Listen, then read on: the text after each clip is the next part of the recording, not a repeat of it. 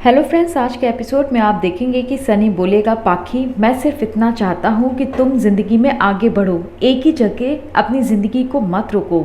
एक बार सम्राट वापस आ जाए फिर तुम उसके साथ अपनी ज़िंदगी को आगे बढ़ाने की कोशिश करो और सई और विराट को भी बढ़ने दो। देखो पाखी, बिछड़ने का गम क्या होता है ये तुमसे अच्छा कोई नहीं जानता। फिर तुम वही दर्द और वही गम सई और विराट को क्यों देना चाहती हो? क्यों उन लोगों के पीछे हाथ धो कर पड़ गई हो? पाखी कहती है, अच्छा तो सनी तुम ये कहना चाहते हो कि इन दोनों की दुखों की वजह मैं ही हूँ जिसकी वजह से सई और विराट अपनी ज़िंदगी में आगे नहीं बढ़ पा रहे हैं। विराट कहता है, बस सनी बस, बहुत हो गया, आज तूने सारी हदें पार कर दी हैं।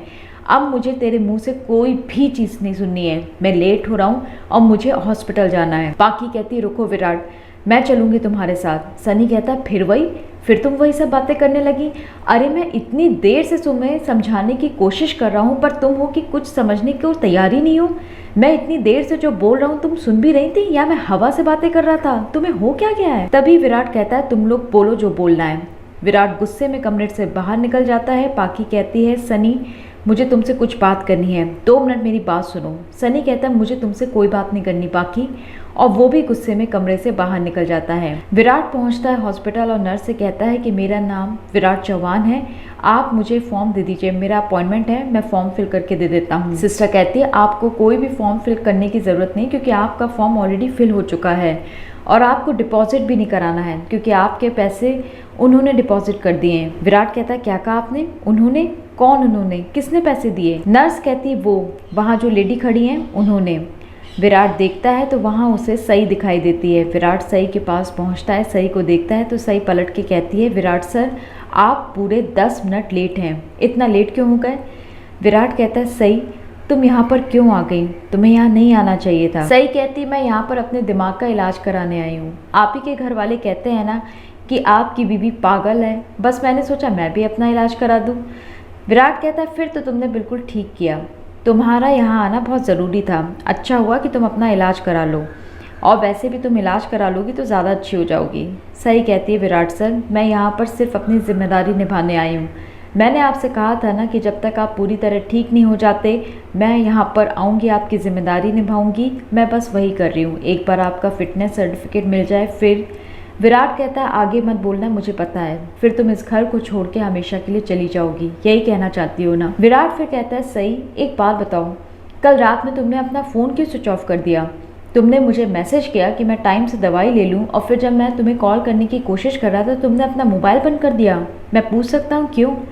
सही कुछ सोचती है फिर कहती है, जानबूझ के किया, क्योंकि मुझे आपसे कोई बात नहीं करनी थी। विराट कहता है, अगर ऐसी बात है तो तुम इतना सोच के जवाब क्यों दे रही हो? तुम तो ये जवाब कैसे भी दे सकते हो। तभी पीछे से नर्स कहती है कि आप दोनों को अंदर बुलाया जा रहा है। विराट सई के साथ डॉक्टर के केबिन में पहुंचता है। डॉक्टर कहता है, वेरी इंप्रेसिव, आपकी रिपोर्ट्स तो बहुत अच्छी हैं, आप तो बिल्कुल ठीक हो गए। मैं फिटनेस सर्टिफिकेट आपको दे देता हूँ, आप अपनी ड्यूटी ज्वाइन कर सकते हैं। वैसे आप पर असर दवाइयों का कम, आपकी बीवी की केयर का ज़्यादा हुआ है, बहुत प्यार करती हैं आपसे। सही कहती है, प्यार व्यार तो नहीं डॉक्टर, पर हाँ मैंने अपनी जिम्मेदारी को पूरे अच्छी तरह से निभाया और इसलिए विराट सर ठीक हो गए। डॉक्टर कहता है, जहाँ प्यार होता है ना, जिम्मेदारी का एहसास वहीं उठता है। आई होप मैं कुछ ऐसा नहीं कह रहा हूँ जिससे आप दोनों को बुरा लग जाए। सही और विराट वहाँ से उठ जाते हैं। विराट अपनी फाइल पढ़ता है तो सही कहती है, आप अपनी फिटनेस रिपोर्ट को इतनी बार बार क्यों पढ़ रहे हैं? विराट कहता है, अरे भाई ड्यूटी ज्वाइन करना और क्या, खुश हूँ मैं। सही मनी मन सोचती है, वाह बड़े खुश हैं ड्यूटी ज्वाइन करके, मुझसे तो एक बार नहीं कहा कि रुक जाओ सही, मत जाना मुझे छोड़ के, मैं ही बेवकूफ़ हूँ जो इनके बारे में सोचती रहती हूँ। तभी विराट कहता है, सही मुझे ऐसा क्यों लग रहा है कि तुम मुझसे कुछ कहना चाहती हो? मुझे ऐसा लग रहा है कि तुम मुझसे कुछ ऐसा कहना चाहती हो जो तुमने मुझसे आज तक नहीं कहा। सही मनी मन सोचती है, अब ये क्या मुझसे सुनना चाहते हैं, आज तक नहीं कहा, कैसी बातें कर रहे हैं। सही कहती है, हाँ विराट सर मैं आपसे कुछ कहना चाहती हूँ, वो जो मैंने आपसे आज तक नहीं कहा।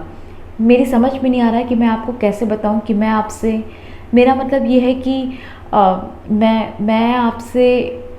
विराट कहता है, मैं समझ चुका हूँ कि तुम मुझसे, पर मैं आगे सुनना चाहती हूँ, तुम मुझसे मतलब। तभी सही चुटकी बजाती हो कहती है, विराट सर होश में आइए, ठीक है आप, ये क्या मैं लगा रखा है, मैं कॉलेज जाने के लिए लेट हो रही हूँ और आप पता नहीं कौन से ख्यालों में खोए हुए हैं। मैं अभी कॉलेज जा रही हूँ, शाम को घर पे मिलते हैं। विराट कहता है हे भगवान, यानी अब तक मैं सिर्फ सपने में ही जी रहा था। इसका मतलब इसने मुझसे अभी तक कुछ कहा ही नहीं। थैंक गॉड ये इतना तो बोल के गई कि शाम को घर लौटेगी।